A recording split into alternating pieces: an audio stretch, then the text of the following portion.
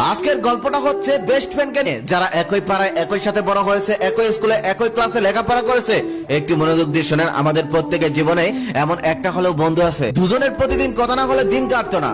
যে যেখানেই থাকুক না কেন, সারাদিনের সিক্রেট কথাগুলো শেয়ার না করতে পারলে তাদের রাতে ঘুমিয়ে আসতো না। এভাবেই তাদের বন্ধুত্ব 10টি বছর কেটে গেল। আর একটি বন্ধু 10 বছর টিকে থাকা এটা কোনো সহজ কথা নয়। তাদের দুজনের মধ্যে একজনের নাম সিধু, যে ছিল হিন্দু, আরেকজন হলো আদি, যে হলো মুসলিম। তারা দুজন ধর্মীয় দিক থেকে ভিন্ন হলেও তাদের বন্ধুত্বের মধ্যে এটা নিয়ে কোনো প্রভাব ছিল না। তারা একই সাথে কলেজে উঠলো আর একই কলেজে ভর্তি হলো। বলে রাখা ভালো, সিধু ছিল একটু শান্ত স্বভাবের, লজ্জার ভাবটা একটু বেশি ছিল তার। আদি আবার ছিল এদিকে বিপরীত, খুবই চালাক। সে খুব সহজেই সে যে কারোর সাথে মিশে যেতে পারতো। কলেজ জীবনে আদি একটা মেয়ের সাথে সম্পর্কে জড়িয়ে পড়ে। আদি মেয়েটাকে অনেক ভালোবাসতো, তবে মেয়েটা আদিকে ভালোবাসতো না, আদির সাথে শুধু টাইম পাস করতো। সিধু একটু বোকা টাইপের হলেও মেয়েটা যে ভালো না এটা সে খুব ভালোভাবেই জানতো, কিন্তু আদি তাকে অনেক ভালোবাসতো বলে এই ব্যাপারে সে কখনোই কিছু বলতো না। একদিন বিকেল বেলা সিধু দেখতে পেল সেই মেয়েটি একটি পার্কে অন্য একটি ছেলের সাথে হাত ধরে বসে আছে। এমন ভাবে বসে আছে দেখেই মনে হচ্ছে ওখানে স্বামী স্ত্রী বসে আছে। তারপর সিধু দৌড়ে চলে গেল আদির বাসায়, আর সেখানে যাওয়ার পর সমস্ত ঘটনা খুলে বললো। সমস্ত ঘটনা শুনে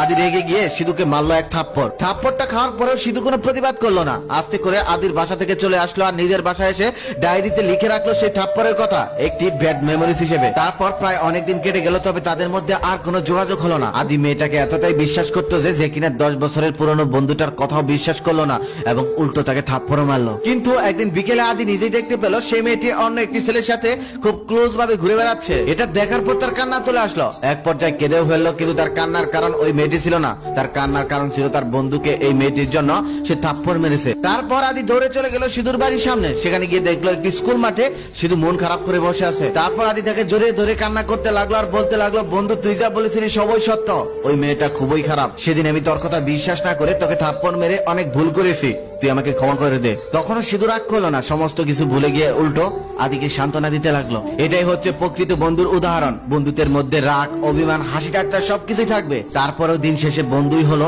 একে অপরের খুব ভালো সঙ্গী। জীবনে চলার পথে অনেক মানুষের সাথে পরিচয় হয়, অনেকের সাথে বন্ধুত্বের সম্পর্ক হয়, তবে আমি মনে করি পৃথিবীর সব থেকে ভালো বন্ধু হলো বাল্যকালের সে একসাথে বড় হওয়ার বন্ধুগুলো, যারা তোমার মনের খবর জানে, যারা তোমার পছন্দ অপছন্দ জানে, যারা খুব ভালোভাবে জানে তুমি কিতে বেশি খুশি হও, যারা খুব ভালোভাবে জানে তুমি কিতে অনেক বেশি রেগে যাও, যারা জানে শৈশবে তোমার দুর্বলতার কথা, যারা জানে জীবনের প্রথম তুমি কোথায় কার কাছে পেয়েছিলে ব্যথা, যারা তোমার সোনালী দিনগুলো সাক্ষী, তারা হলো তোমার বাল্যকালের বন্ধু। আম চুরি, জাম চুরি, কাঁঠাল চুরি, লিচু চুরি, কত চুরির খবরই না জানে তারা। সেই দিনগুলো আজও মাঝরাতে মনে পড়ে সেই পুরনো বন্ধুগুলোর কথা, যাদের সাথে সময়ের কোনো পরিকল্পনা ছিল না।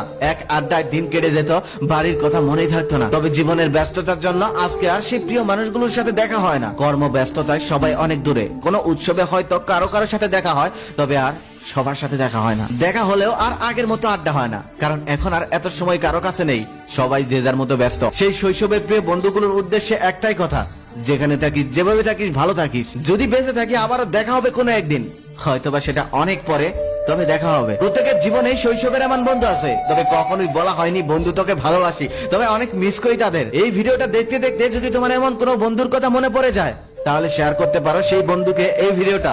হ্যাঁ, তোমার পক্ষ থেকে আমি তাকে বলে দিচ্ছি, অনেক ভালোবাসি বন্ধু।